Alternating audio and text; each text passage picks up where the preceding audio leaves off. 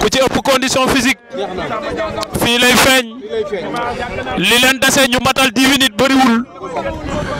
bu fekkee dem nañ mi-temps aussi coach yi mun nañ gagner combat bi parce que laale nañ ku ci ne am na loo wane ci côté fort mais ci côté faible mais ñoom ñi ci géew bi duñ ko gis à 100% loolu la ñuy doyee coach ñi ngi noonu Fils de Samba Diaw waaw Fils lii muy def mooy yoon mbër bu dee bëre bi da kaa wër bu ngeen jàppante te nga gën kaa nekk xale da nga ko war a énervé warul xalaat Mor ci aksam bii mu taxaw bu fi xalaatee mën na fi def lu jeexal bëre bi Mor Sarr Fils ñaari bërekat lañ ñaari bërekat lañ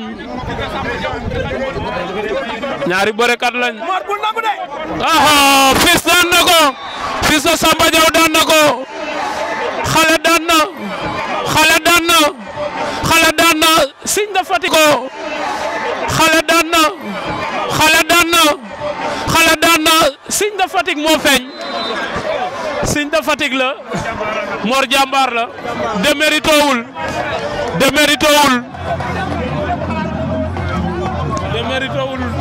déméritowul moom Mor def na lim waroon a def xale daan sport day valoriser xale moo tax bi xale bi conserver boppam am 1000 chance ci combat bi